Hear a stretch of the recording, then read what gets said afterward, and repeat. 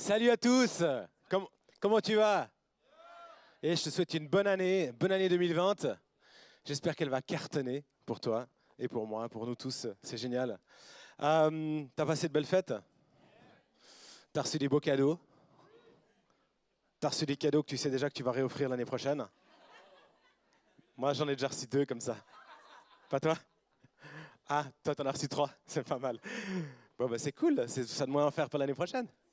Yes!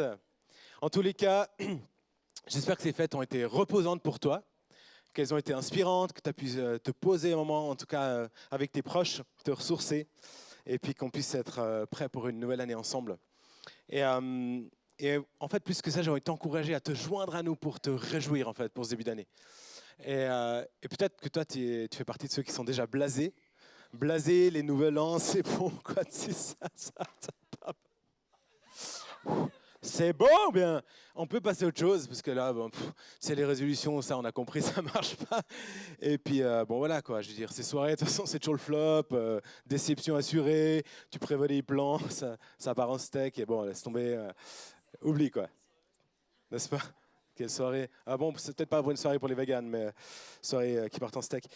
Euh, mais si c'est ton cas, que tu te dis, bon, même un chiffre rond, même 2020, tout ça, laisse tomber quoi.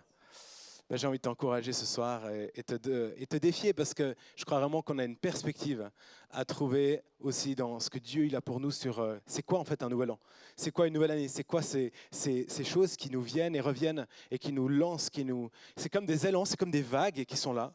Puis on peut rester tranquille sur la berge, sur la plage, on la voit passer. Ou alors on peut aller dans la mer et puis c'est non, celle-là je veux la prendre. Et j'ai envie de te partager 2, 3 choses sur pourquoi est-ce que Dieu il a vraiment envie qu'on se réjouisse parce que en fait, il a tout accompli. Et le nouvel an, c'est à propos de ça. Et je vais t'en dire quelques mots. Tu sais, dans le peuple d'Israël, Dieu il a instauré beaucoup de fêtes, des fêtes donc des teufs.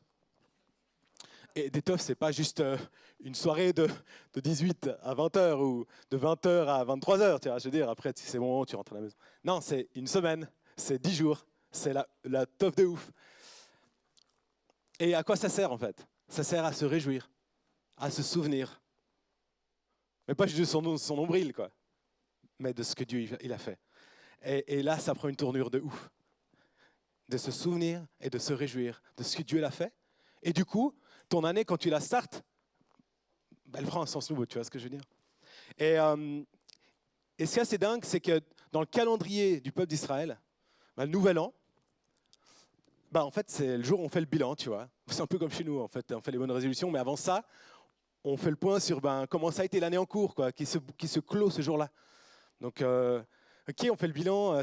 C'est quoi les trucs cool que j'ai fait? C'est quoi les trucs un peu moins cool que j'ai fait? C'est quoi les merdes que j'ai posées aussi? C'est un peu la fête du jugement, tu vois. Oula, moyen top. Mais en même temps, c'est une fête quand même. Hein. C'est une fête, hein. C'est pas juste genre le jour de la déprime, tu vois. Parce que le thème central de cette fête qui s'appelle Rosh Hashanah, c'est la royauté divine. Ok, d'accord. Donc en fait, il prie pour que la beauté et la puissance de Dieu elles soient révélées aux yeux de tous. Donc, ok, c'est quoi ce contraste là? D'un côté, je me fais démonter, puis de l'autre côté, fait péter quoi. Allez, un petit contraste comme on les aime de la part de notre Dieu. Et ce qui est dingue, c'est que donc ce jour, il intervient. Bon, évidemment pas au même moment que nous, 31 décembre, 1er janvier, parce qu'ils ont un calendrier qui est un peu calqué sur d'autres logiques. Mais le jour de l'an, qu'est-ce qui commence? 10 jours de repentance. De repentance. Eh ben, ça nous fait moins rire. Hein. Tu sais, c'est ce truc où tu vas descendre dans la cave, tu vas aller voir ce que tu as dans les placards, ce qui traîne, qui pue, ou tu montes au grenier, tu as le genre de truc, tu as laissé traîner toute l'année, c'est dégueu, ça... Mais me parle pas de ça, qu'est-ce que tu me dis là? C'est bon, Dom, arrête maintenant. On voulait entendre parler un truc cool la soir, non? Pas un message, repens-toi et tout. N'est-ce pas? Merci, Don. Non, mais fait plaisir, quoi. Il faut que ça vive un peu, non? Et ce qui est dingue, c'est qu'après ces 10 jours de repentance, en fait, il y a quelque chose qui est là, c'est le jour du grand pardon. Alors ça s'appelle la fête du Kippour.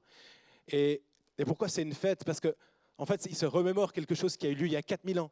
Donc, en gros, si tu veux, quand ils se mettent dans ce temps où ils se repentent, c'est qu'ils savent exactement qu'il y a quelque chose que Dieu a déjà accompli. À savoir, ils ont obtenu le grand pardon. Alors bon, c'est quoi cette histoire de grand pardon? Parce que sinon, on ne sait pas de quoi on parle. Donc, à l'époque, les Israélites sont sortis d'Égypte. Ils se retrouvent dans le désert. Ils vivent des miracles de fou. On parle de la génération de la révélation. Ils ont vécu des trucs de ouf. Ils traversent la mer Rouge. Après, ils sont nourris comme ça, comme aux 5 étoiles dans le désert.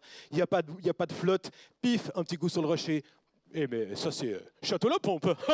Meilleur cru, s'il vous plaît. Non mais attends, on est dans le désert là. On est dans le désert, il n'y a rien. Eh bien, Dieu leur offre des choses que, je crois, toi et moi, on n'a pas vues, tu vois, je veux dire. Et ils sont capables de quoi, ces gars? Quand Moïse, il monte sur la montagne, eh bien, voilà, allez, on récolte toute l'or du peuple et on se fait un petit veau d'or. Et c'est parti, on fait la teuf et on la débauche et tout. Et c'est ça qu'on considère comme le péché originel collectif. C'est-à-dire, ils ont vécu la présence de Dieu manifeste et ils se détournent de Dieu d'une telle manière. Et le veau d'or représente quoi pour eux? C'est en fait dans un peuple pour qui l'agriculture est la première source de revenus.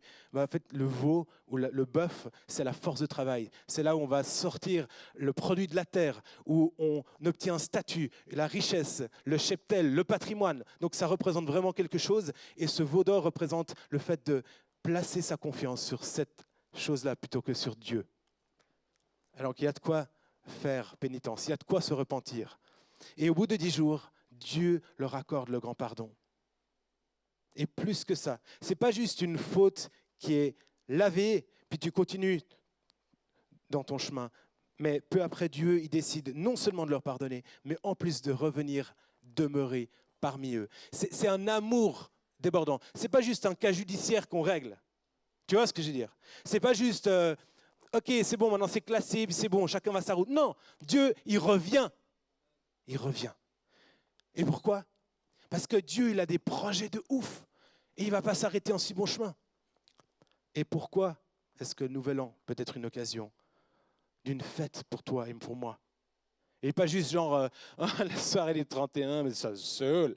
Puis les bonnes résolutions, mais c'est vraiment une occasion. On peut se réjouir. On peut se souvenir de ce que Dieu a fait. Il a fait quoi, Dieu? Il s'est manifesté sous la forme humaine d'un homme, Christ, pour venir et donner tout. Pour faire quoi? Nous accorder le grand pardon. Alors, pause. Et j'ai envie de te partager une anecdote. Au mois de décembre, le 20, dans l'école où je travaille avec des jeunes en rupture scolaire, 3 jours par semaine, on a eu un spectacle de Noël. Et là, avec mes collègues, on a été juste complètement bluffés de voir ces jeunes qui nous ont livré une performance, mais ouf quoi. Des danses, des théâtres, mais vraiment on a passé 1h45 à être là genre. Ah bah ce soir c'était là qu'il fallait être les gars. Saint-Sergue, on est là quoi. Allez les gars, la place to be. Et là j'ai la cousine de Aloïse, dit Aloïs. T'es où Aloïs? Ah yes, c'est là, yes. Donc la cousine d'Aloïs, Nadège, si jamais tu m'entends, elle me dit, ils sont incroyables ces jeunes, non? Non mais c'est un truc de fou. Et puis après elle fait genre, non mais, tu vas compris ce que je suis en train de te dire. Ces jeunes, ils sont capables d'élever le niveau de leur jeu à la hauteur où tu les vois. Attends, tu me la refais? Les jeunes, ils sont capables d'élever leur niveau de leur jeu en fonction de là où tu les vois. Ah, il y a un truc là. Tu es capable d'élever le niveau de ton jeu en fonction de ce que Dieu y voit sur ta vie. Et le grand pardon que tu as obtenu, que j'ai obtenu, que nous obtenons, et il s'agit de se réjouir, de s'en souvenir, d'en faire une teuf, et même de se mettre à genoux pour se repentir, parce qu'en fait, il y en a des choses à déposer. Et bien ça, c'est pour qu'en réalité, on puisse rentrer dans ce que Dieu, il a rêvé pour nous, créé d'avance pour nous. Ce qu'il a placé d'avance sur cette planète pour que l'on rentre et qu'on élève le niveau de notre jeu. Pas par nos propres forces, parce qu'on sait bien qu'on est des crevettas, des gambas, des molluscos parfois. En tout cas moi, je ne sais pas vous, mais moi. Mais il a envie de nous donner une colonne vertébrale en forme de croix, si vous voyez ce que je veux dire.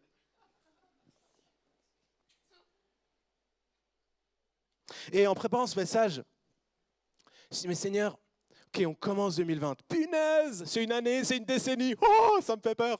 Parce que moi, franchement, cette année, moi, elle ne m'éclate pas trop. Hein. Passer la 4e décennie dans ma life, j'ai autre chose à foutre. Voilà, non, oui, on se comprend. Par la promesse de Dieu, on s'entend. Dans ta gueule.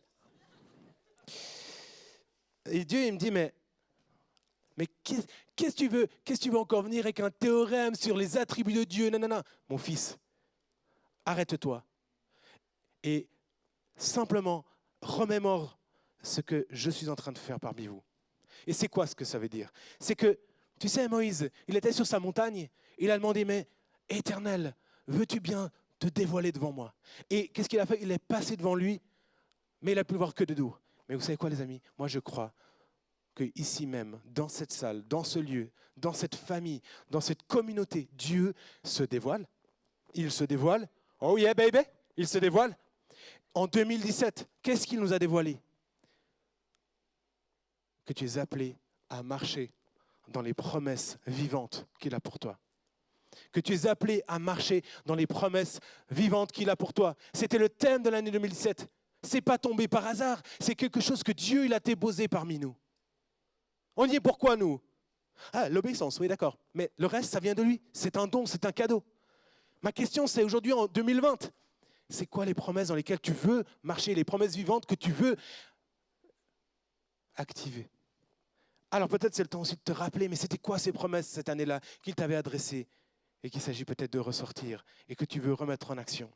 Ok, 2017, 2018, fidélité, le thème de la fidélité de Dieu. Ah bah ça n'a pas empêché qu'on passe une super année avec des belles épreuves. Hein. Ah, des tragédies, bah on en a été servi, hein, c'est bon. Dieu est fidèle. Dieu passe devant toi, il passe au milieu de nous et il te dit à toi et à moi qu'il est celui qui est fidèle et que c'est ceci qui ne change pas. Si nous changeons d'une année à l'autre, 2019, 2020, 2021, s'il y en a un qui ne change pas, c'est lui. Et il est fidèle, il était fidèle, il l'est, moi je postule, lui il sera encore fidèle demain. Ok, 2020, la prochaine révélation, c'est qu'il veut travailler avec toi.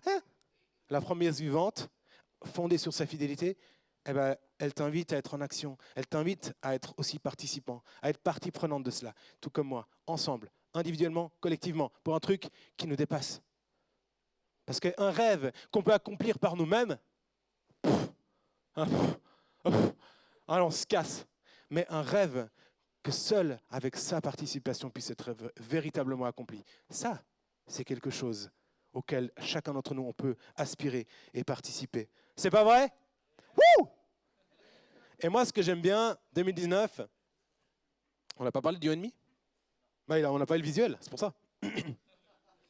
Et à la fin d'année 2019, c'est ça qui m'a plu aussi. Time for change. Ok, alors si on peut voir la suivante. Time for change, parce que j'ai parlé du ennemi.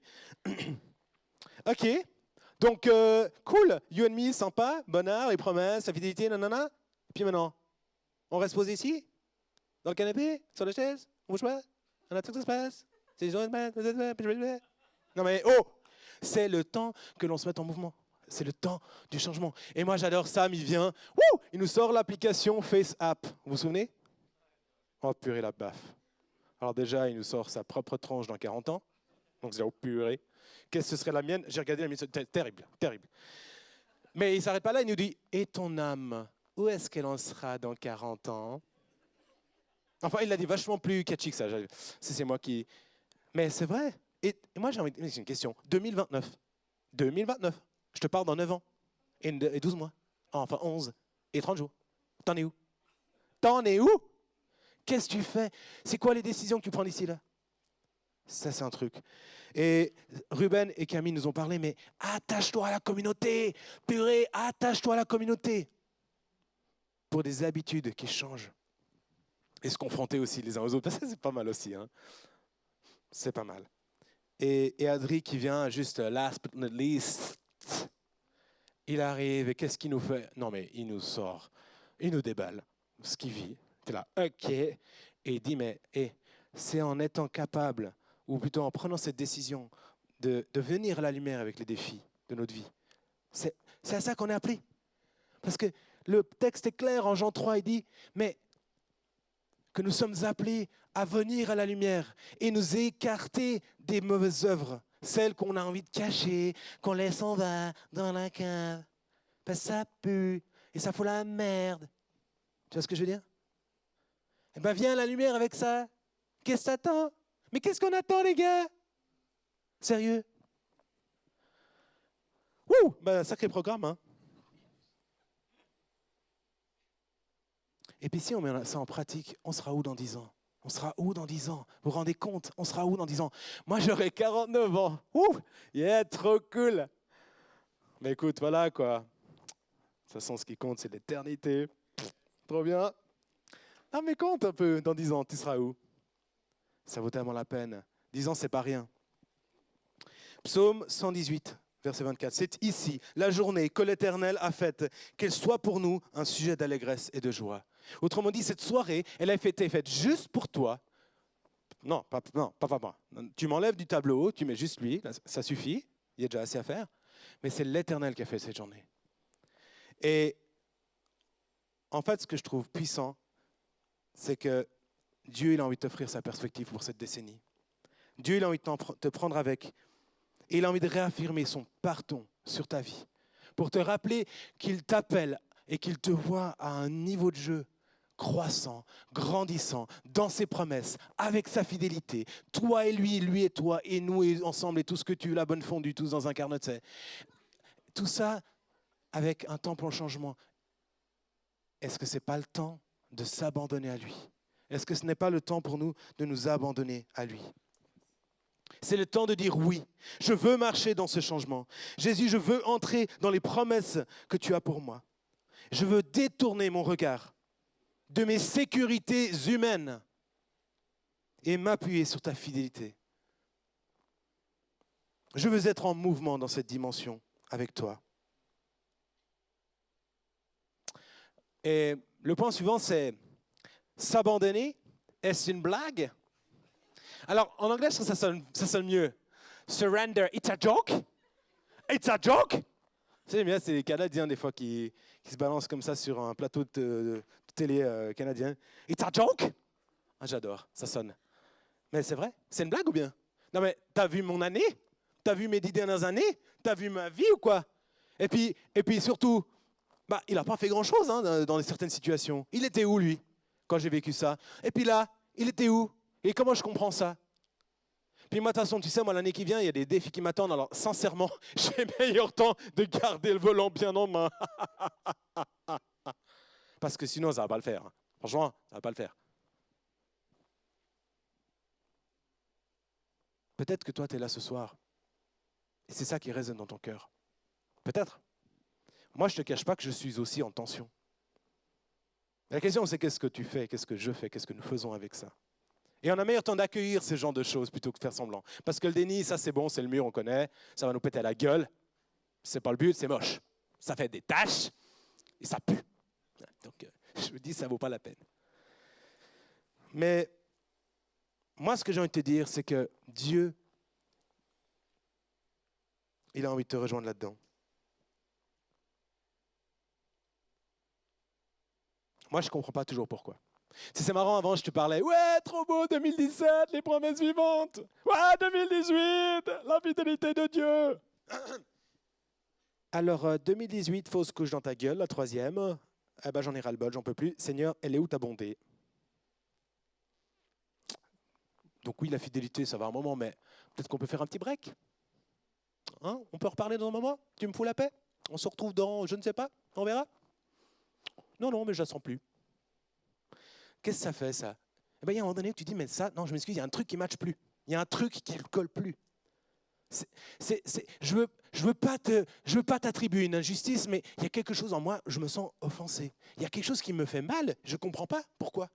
Attends, je suis bénévole depuis combien d'années, là? Je donne tout ce que j'ai. Et puis ça vient d'où, là? C'est quoi ça? Pourquoi il faut dire adieu? Pourquoi il faut dire adieu? Tu me dis?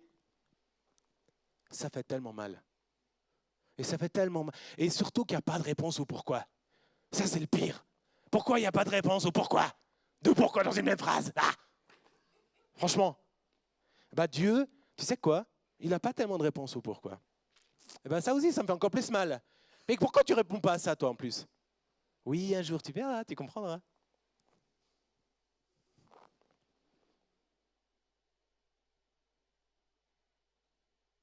Et puis il y a des moments où tout à coup, Dieu, il te rejoint complètement à contre-pied.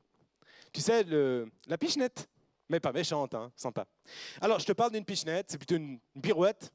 Pirouette, c'est-à-dire que Dieu, tout à coup, enfin, s'il ne répond pas au pourquoi, pour moi, Dieu, il se révèle dans le comment. C'est-à-dire, il sait comment se frayer un chemin et te créer des occasions, des invitations pour créer un pont et de poursuivre la route et de te rappeler que si la douleur est là, malgré tout, il est aussi à tes côtés. Et pour moi, ça se traduit d'une manière assez basique. Et je pense que c'est certainement des choses qui se révèlent de manière un peu atypique. Tu t'y attends pas, mais c'est là. Tu sais pas d'où, mais c'est là quand même. Et puis, c'est un bol d'air frais. Je te donne un exemple. Alors, voilà mon fils qui vient vers moi avec ça. C'est une boîte d'expérimentation de phénomènes optiques, visuels, d'accord? Couleurs et lumière, sympa. Et voilà, il ouvre la boîte. Donc je rappelle mon fils, il a 4 ans. Puis il me dit, hey, papa, on peut jouer à ça ensemble? Ouais, d'accord, bon. J'ai un message à préparer, mais bon. Allez. Il vient avec ça. C'est une toupie, pour ceux qui ne verraient pas parce qu'ils sont trop loin. Et l'idée, c'est que sur cette toupie, on mette un petit disque avec des petites couleurs. Donc c'est l'arc-en-ciel, pour ceux qui ne verraient pas non plus parce qu'ils sont trop loin. Ce petit disque, on le met sur la toupie. Non, je vous prends nullement pour des idiots. Hein. C'est vraiment juste parce que voilà, c'est pour décrire un peu le truc. Et l'idée, c'est qu'après, il faut faire pivoter la toupie. D'accord? Et quand tu fais pivoter la toupie, il se passe quelque chose à partir de ces couleurs. Peut-être certains, vous le connaissez déjà. Peut-être certains, vous ne connaissez pas encore. Mais on va voir en image ce que ça donne lorsque l'on fait tourner cette toupie qui représente les différentes circonstances dont les couleurs sont différentes dans nos vies, dans les saisons de nos vies. À tout de suite.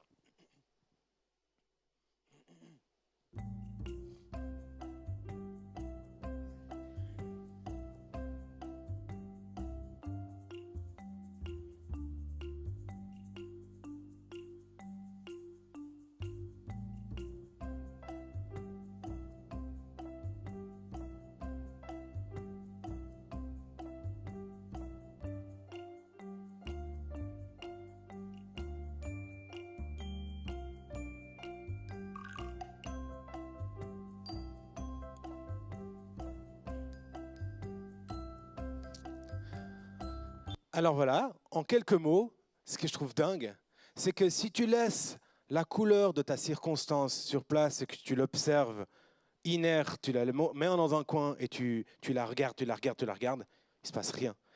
Par contre, si tu la mets en mouvement, qu'est-ce que ça donne?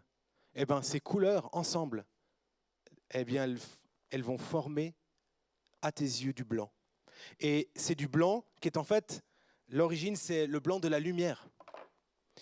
Et je trouve assez dingue de se dire, mais en fin de compte, que toutes ces circonstances mises les unes en lien avec les autres, quand tu les mets en mouvement dans ce chemin avec Dieu, de quelque part te laisser rejoindre dans ce que tu vis, eh bien, qu'est-ce qui en ressort? C'est le blanc qui représente la lumière, cette lumière que Jésus est pour toi dans ta vie.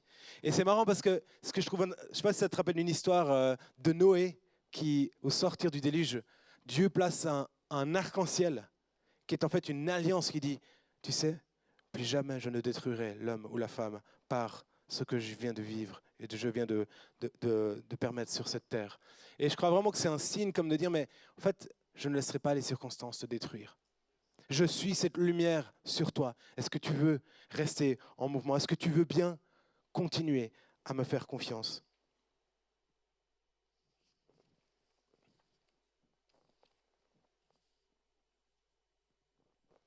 Moi, je trouve que c'est un trait d'humour de la part de notre Seigneur. Tu vois, en soi, le principe, il apporte pas grand-chose. Je ne vais pas t'expliquer le phénomène physique qui se cache derrière cela. Tu peux aller voir sur Internet. Newton s'est fait plaisir à décrire le truc. Mais pour moi, le fait qu'un enfant de 4 ans avec une perspective sur le monde d'un enfant de 4 ans, m'apporte cette boîte et que de là vienne une chose aussi simple et de me rappeler que la parole de Dieu elle nous invite à revenir à une foi d'enfant, à une simplicité de la foi de l'enfant. Et bien moi, c'est une invitation à me laisser rejoindre et à juste dire, Seigneur, je t'accueille. Je n'ai pas la réponse au pourquoi, mais je sais que tu me rejoins dans mon comment pour avancer. Parce que tu as une promesse pour moi. Tu es ma promesse. Philippiens 1, verset 6 dit la promesse suivante. Je suis persuadé, c'est Paul qui parle, que celui qui a commencé en vous cette bonne œuvre la rendra parfaite pour le jour de Jésus-Christ. Je suis persuadé que celui qui a commencé en vous cette bonne œuvre la rendra parfaite pour le jour de Jésus-Christ. Ça fait du bien de savoir que la ressource principale qui fait la différence dans nos existences, c'est celui qui a commencé cette œuvre bonne en toi et en moi. Mais je crois qu'il y a une décision à prendre aujourd'hui. C'est que s'il y a quelque chose qui résiste en toi, eh bien, sois-y attentif pour ensuite l'apporter à Dieu et à continuer à lutter. Et moi, je t'encourage à continuer à lutter avec Dieu. Et, certains d'entre nous, vous luttez avec Dieu aujourd'hui.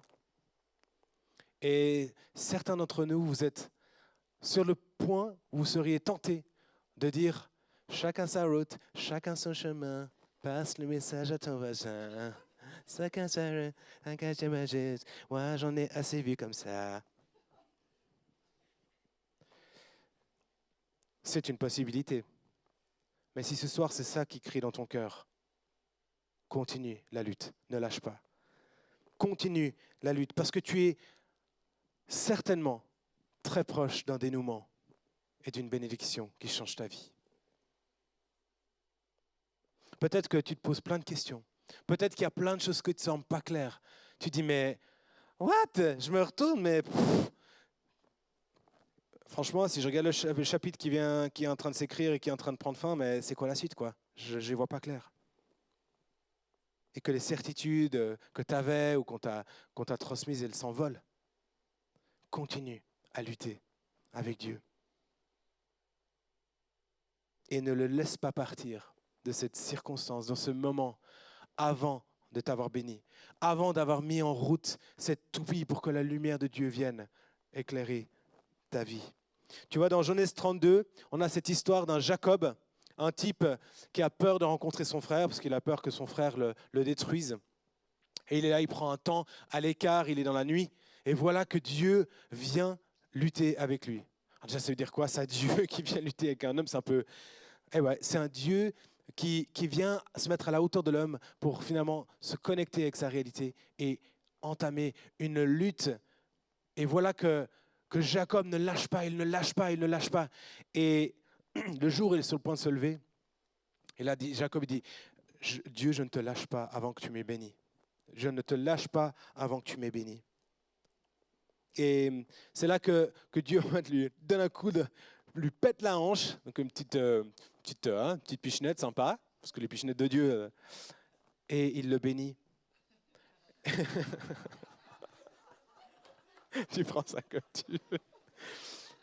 Non mais moi franchement 2018, pas quoi, tu vois ce que je veux dire?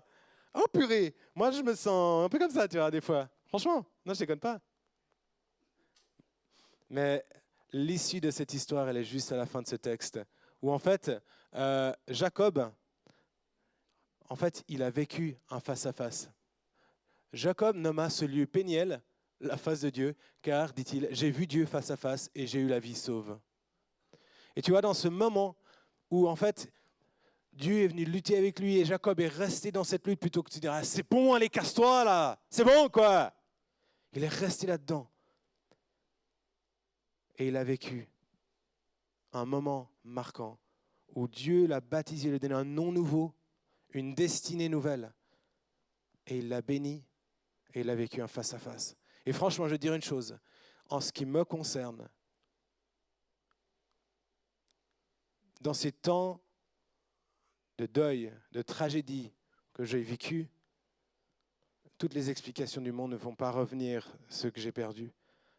Mais un face-à-face avec Dieu, c'est quelque chose que je ne peux pas te décrire.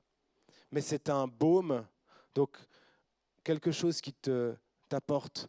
Tu sais, une espérance, ça vient des tripes, ça vient du cœur, ça apaise les pensées. C'est comme un hammam. Je ne peux pas te le décrire autrement. C'est sensoriel, ce truc-là. Non, mais sérieux, quoi. Oui, non, mais on se comprend. Il y a quelque chose à aller chercher, les amis. Il y a quelque chose à ne pas lâcher. Et ce soir, ne lâche pas. Si tu es dans la question, si tu es dans le doute, et si tu dis, ouais, mais moi, franchement, la prochaine décennie, non, ça ne va pas être en m'abandonnant. Moi, je dis, continue ta lutte avec Dieu. Il a quelque chose pour toi. Ne lâche pas avant d'avoir reçu cette bénédiction de sa part.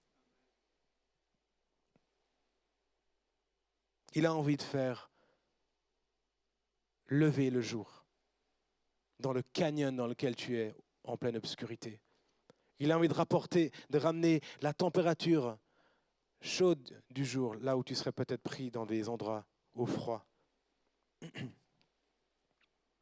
Et ça nous ramène à cette question, et puis si on décide de surrender, si on décide de s'abandonner à Dieu, alors qu'est-ce que ça donne? Qu'est-ce que ça peut donner? Tu vois, regarde-moi, en 2009, j'ai dit, écoute Seigneur, je veux dépendre de toi. Je veux te remettre ma vie, je veux dépendre de toi. Je te fais confiance.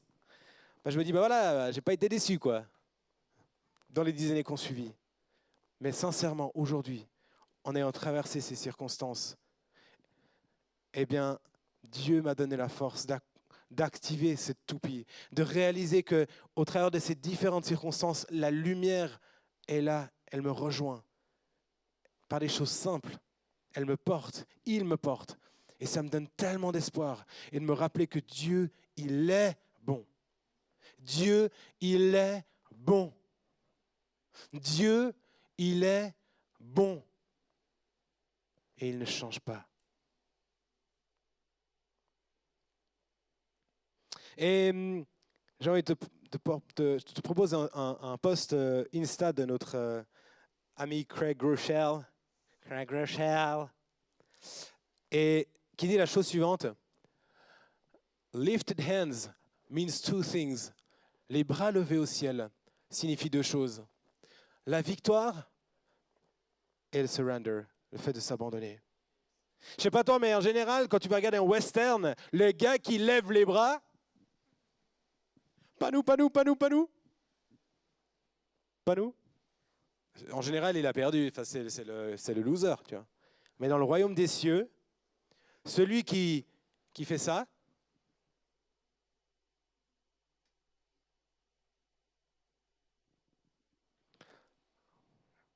c'est celui qui bénéficie de la mesure divine qui vient d'en haut.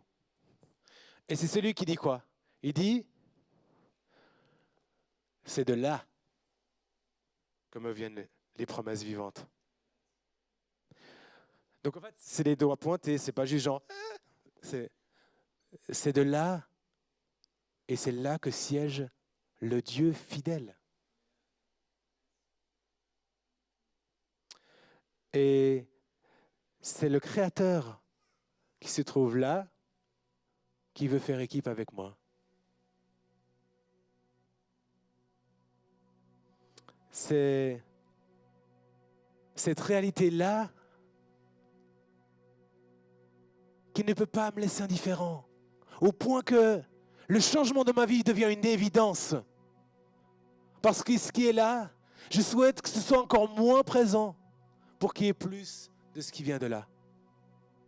Tu es avec moi là? Tu vois ce que je veux dire? Il y a quelque chose qui doit nous saisir là. Il y a quelque chose qui a envie de nous saisir. C'est un élan que Dieu veut donner ce soir. Pour ton année, pour ta décennie, pour l'éternité. Oh yeah! Et c'est là que je veux investir ma confiance. Et c'est en lui que je veux m'abandonner et surrender. Parce qu'il veut élever le niveau de mon jeu. Parce que son grand pardon a déjà tout dit. Tout est accompli. Et il transforme ma circonstance. Il transforme ma perspective.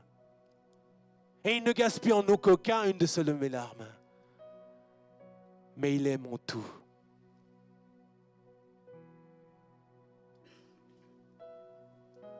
purée, là, il y a un truc de dingue.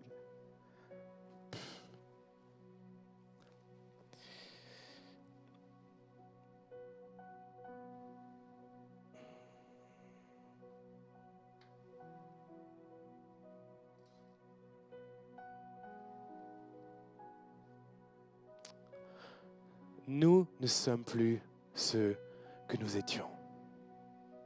Ce soir, tu n'es plus celui ou celle que tu étais avant cette soirée. Nous ne sommes plus ce que nous étions en entrant.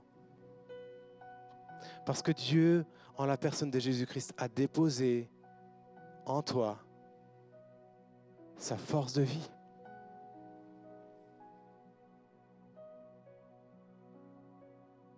Par le sang qu'il a versé pour toi.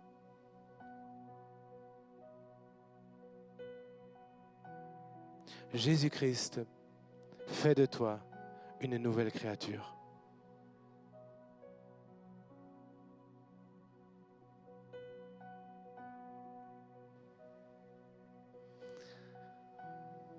Et je t'invite à prendre la communion pour vivre ce temps avec Dieu qu'il t'offre avec ce face-to-face. Face-to-face, c'est quoi? C'est un temps où je me tais parce que j'en ai assez dit pour lui laisser la place de te rejoindre et d'engager une conversation.